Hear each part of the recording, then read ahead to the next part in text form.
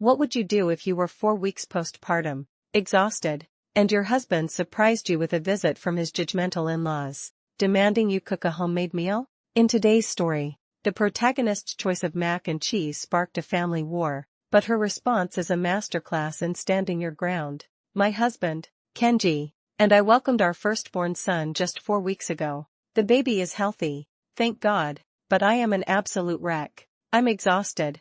I haven't had a moment to fix my hair. I can barely find time to shower, and sleep has become a distant memory. For weeks, Kenji's family had been pressuring us to visit so they could meet the baby. I tried to hold them off for as long as I could, needing time to heal and adjust, but my efforts were in vain.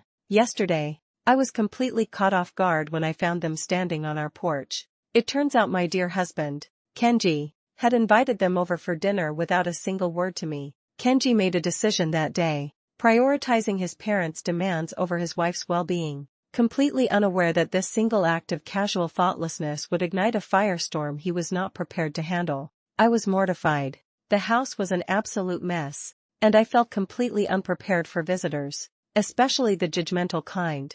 Kenji sat with them, all smiles, while I excused myself to go feed our son. A little later, I quietly asked Kenji if we should just order some takeout for dinner, thinking it was the only sane option. He immediately shot down the idea. No, he said, his voice firm. His parents would find ordering food rude and unwelcoming. He then suggested that I go into the kitchen and prepare something. Anything, as long as it was homemade. Fine. If he wanted homemade, I'd give him homemade. I went into the kitchen and made a big pot of mac and cheese. The reason I chose it was simple. It was easy, it was fast, and it was the most I could muster in my sleep-deprived state. I was just trying to make a quick meal like he wanted. When I served dinner, the atmosphere shifted instantly. Kenji's mother, Mrs. Tanaka, stared at the plate I set before her as if I had served her poison. Her face, which had been smiling just moments before, was now a mask of pure disbelief.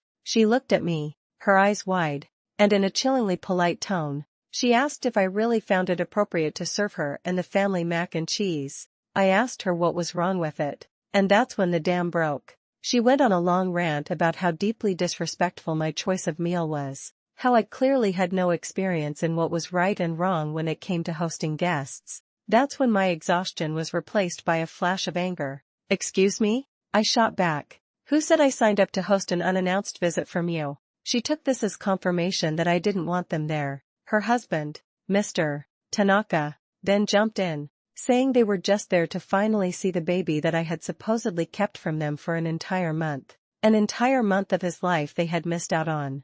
The argument escalated from there until they finally decided to leave in a huff. After they were gone, the fight turned to Kenji and me. He told me that serving his family mac and cheese was more offensive than serving them nothing at all. I was stunned.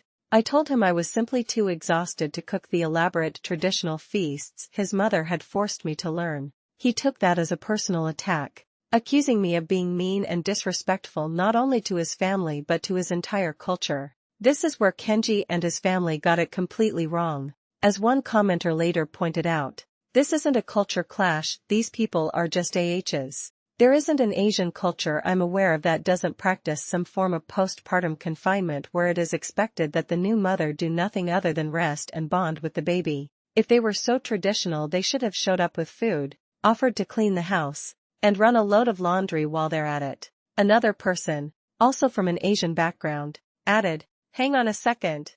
I'm Asian and in my culture, new moms are supposed to be coddled, fed nourishing soups etc. and certainly not expected to cook a feast for guests. Your husband and in-laws are definitely the AHs. On a human level, culture schmalcher, where is their caring?" But Kenji wasn't listening to reason. He was defending them. I finally gave up and went to the bedroom to be with my son, my safe harbor from the storm. Kenji stayed on the phone with his family for a solid hour, and afterward, he gave me the cold shoulder, even refusing to eat the food I cooked, apparently in solidarity with his offended parents. This reveals Kenji's greatest fatal flaw, his inability to stand as a husband and father independent of his parents' approval, which ultimately sealed the fate of his own nuclear family's peace. I felt so defeated. I understood that some guests, especially his family, might find the meal unconventional, But what is so fundamentally wrong with mac and cheese? It was amazing to later see so many people online offering to come over for a plate,